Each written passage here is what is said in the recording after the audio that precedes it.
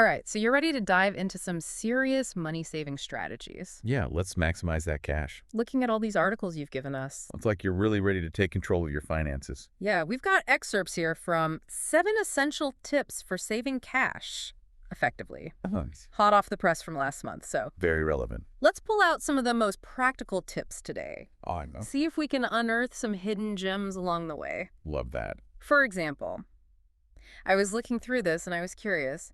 Did you know that simply automating your savings could potentially bump up your stash by 20%? Really? Yeah, so we'll get to that. Okay. But I think we should start with the foundation, Right. the emergency fund. Yes. It's so important. It really is. And it's not just about having cash tucked away. Right. It's about that peace of mind. Exactly. Like imagine knowing you could handle a surprise car repair Oh, yeah. or a sudden job loss Mm-hmm. without spiraling into debt. Exactly. It's like having a financial shield against life's little curveballs. Yes. This article suggests aiming for at least $500 to start. Okay. But how do we advise someone to build that initial fund quickly? Well, side hustles can be a game changer here. Oh, yeah. Even dedicating just a few hours a week to something you enjoy, Yeah. like freelance writing or bed sitting, can funnel extra cash directly into your emergency fund. I love that turning your passions into financial fuel.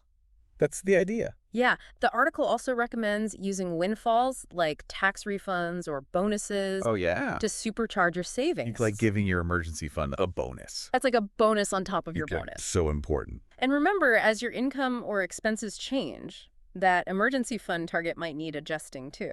Oh, that's a good point. It's not a set it and forget it deal. Right. Think of it as a living, breathing part of your financial plan. Okay, so I think it's time to tackle the dreaded B word. Oh, Budgeting. I know. I know it doesn't exactly scream excitement. Not the most thrilling topic, but think of it as a roadmap to financial freedom, not a set of restrictions. I like that. So what are some of the most effective techniques from the article that can make budgeting feel less like a chore? Well, the track it like a detective method is a good one. Okay. Picture this. You're on a mission to uncover the mysteries of your spending habits. I like it.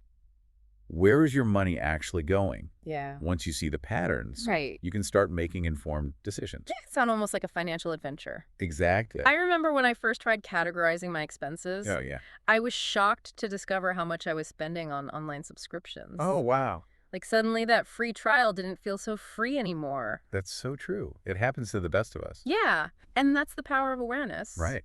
The article also talks about cash limits, Hmm. but for me it's about attaching emotions to spending. That's interesting. So let's say you're debating buying a new pair of shoes. Okay. Think about how many hours you'd have to work to afford them. Wow, that really puts things into perspective. It's like trading your precious time for that item. Yeah, Suddenly those shoes might lose their appeal. true. The article also highlights automating savings as a key strategy. Ah, yes. It's where the magic happens. Tell me more. You set up a system where a portion of your paycheck Okay. automatically goes into your savings account Mm-hmm. every payday. Gotcha. It's like paying yourself first I like that. before those tempting spending opportunities even arise. Right. It's the set it and forget it approach. Yeah. And remember that 20% potential increase we mentioned? Mm-hmm. That's the power of automation at work. Wow. Removing decision fatigue, Yeah. turning saving into a habit. Like brushing your teeth. Almost like brushing your teeth, you just do it. It's about consistency and discipline without feeling like you're constantly having to exert willpower. Now let's talk about those savings goals. Okay. It's not just about accumulating wealth. Right. It's about aligning your savings with your personal values. Mm-hmm. Those things that truly light you up. Yeah. Like what gets you excited? What are you passionate about? Exactly. Imagine saving for something that genuinely excites you. Right. Maybe it's starting your own business, traveling the world, Awesome. or even early retirement. Nice. When your savings are tied to your passions, it becomes a journey of fulfillment, Yes. not just a financial goal. Definitely. And the article reminds us that even small choices can make a big difference over time. Like what? Like choosing a high-yield savings account. Oh, yeah. It's like giving your savings a little boost, Okay. letting your money work harder for you. I like that. Those small interest rate differences can add up to a significant amount, especially over the long term. Yeah, the power of compounding. Exactly. Now let's dive into another area where you can really optimize your savings. Right.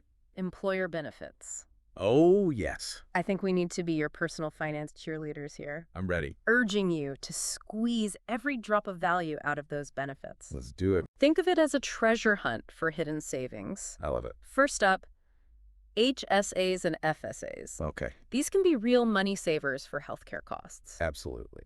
Then there's the big one, What's that? retirement plans, especially if your employer offers matching contributions. Yes. It's essentially free money. Don't leave that money on the table. Why wouldn't you take advantage of that? Yeah, it's a no-brainer. But remember, always read the fine print, Oh, of course. especially when it comes to vesting schedules for retirement contributions. Right. You want to know when those funds truly become yours?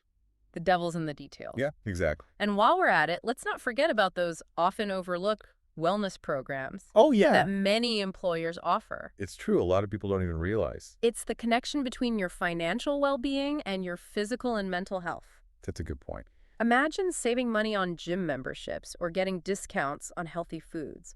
It's all about taking a holistic approach to your well-being. I like that. So we've covered the basics, emergency funds, Yep. budgeting, Yeah.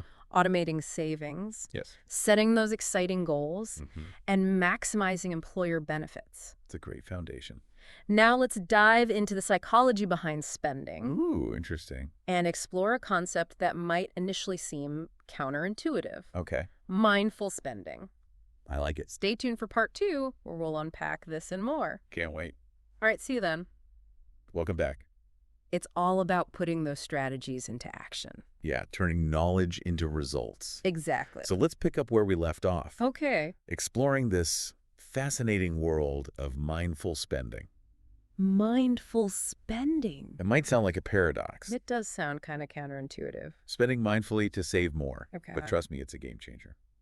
All right, I'm listening. Though. I used to think waiting to buy something I wanted was like pure torture. Oh, yeah. Like I'd see something I loved and think I need it now. That instant gratification. But this article challenges that mindset. It's about shifting from impulsive spending Okay. to intentional spending. Okay. Imagine pausing before you hit that buy now button Yeah. and asking yourself, Okay.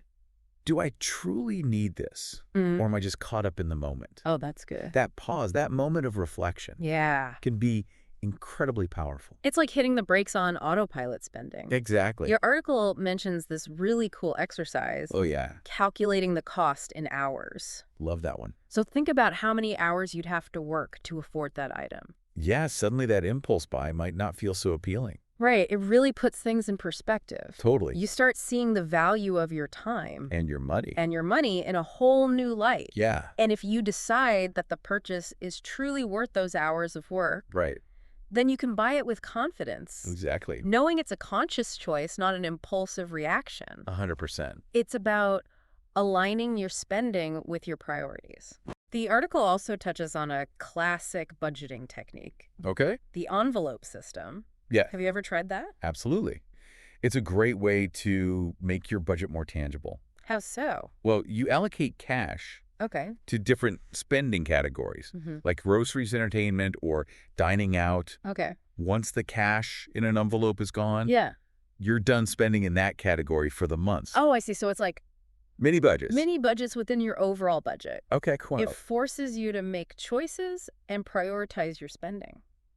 So speaking of priorities, let's circle back to those quick-fire FAQs Okay. from the article. Sounds good. The 30-day rule. Yes. A gem for curbing impulse buying. It's deceptively simple, but incredibly effective.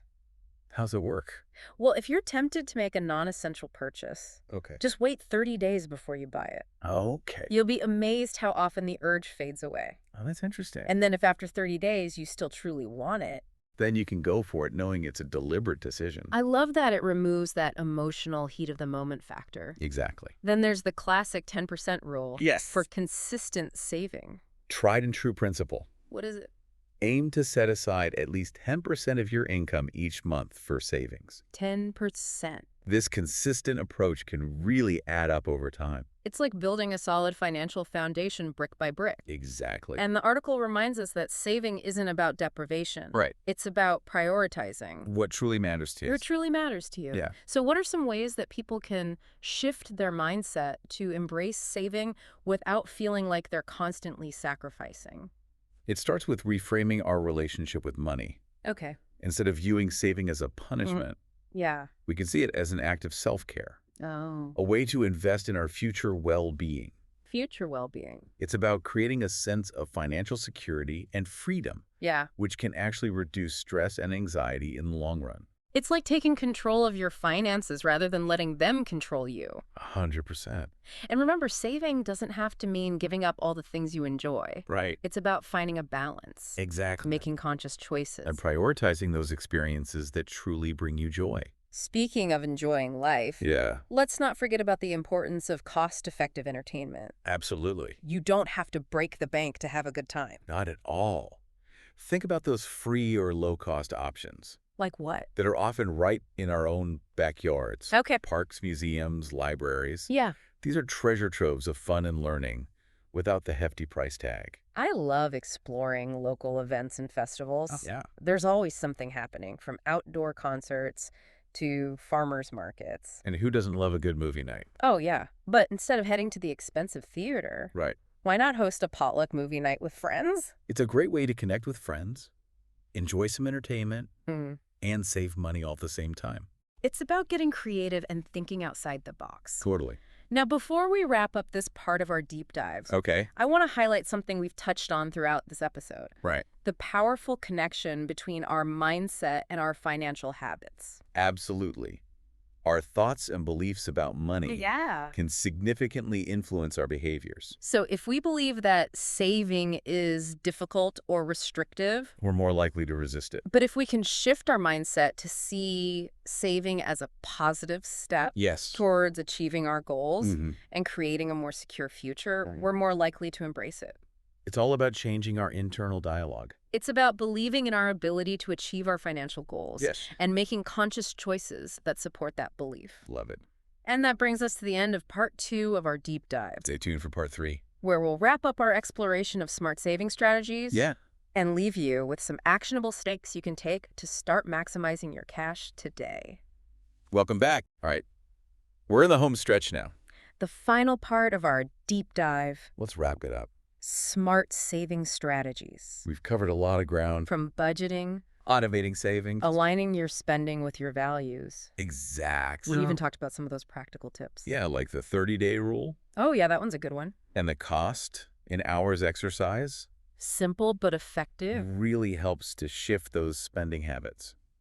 So true. So, as we wrap up, Okay. what are some key takeaways Yeah. you hope our listener will carry with them On their saving journey. on their saving journey? You know, for me, it's about recognizing that saving isn't about deprivation. Okay. It's about empowerment. Empowered. It's about taking control of your finances so you can create the life you truly desire. Creating the life you want. Exactly. It's about shifting from a scarcity mindset Mm-hmm. to an abundance mindset, Okay. believing that there's enough to go around Enough to go around. and that you deserve to achieve your financial goals. Yeah, absolutely. And it's about realizing that you don't have to do it all at once. Right. Small, consistent steps can lead to remarkable results over time. It's about building momentum, One smart choice at a time. one smart choice at a time. Remember, every time you resist an impulse buy, Yeah. automate a savings transfer, or negotiate a better rate on a bill, Mm-hmm.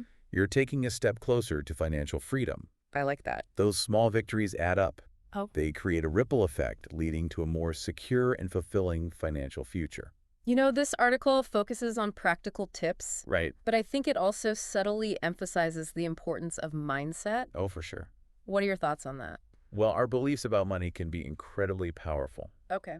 If we approach saving with a sense of dread or restriction, we're less likely to succeed. Makes sense. But if we can cultivate a sense of excitement and possibility, Yeah. we're more likely to stick with it. So it's about viewing saving as an investment in yourself, In your dreams. in your dreams, and in your future happiness. and celebrating those wins along the way. Exactly. No matter how small they may seem. Acknowledging our progress, Yeah. however incremental, Right. can reinforce those positive habits and keep us motivated. All right. So as we conclude this deep dive, Okay. what's one final thought you'd like to leave our listener with?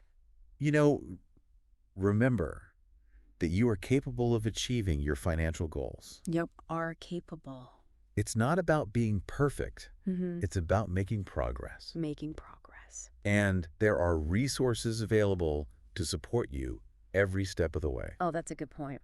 Don't be afraid to seek guidance Okay. from financial advisors, online communities, Hmm. or even trusted friends and family. It's about building a support system, Yes. surrounding yourself with people who believe in your ability to succeed. And remember, you're not alone on this journey. Yeah, Millions of people are working towards their financial goals, and you can too. it's a journey worth taking, Definitely. one that can lead to greater financial security Peace of mind. and ultimately a life filled with more freedom and choice. Absolutely. Well, thank you so much for joining us on this deep dive into smart saving strategies. It's been a pleasure. We'll catch you next time on the Deep Dive.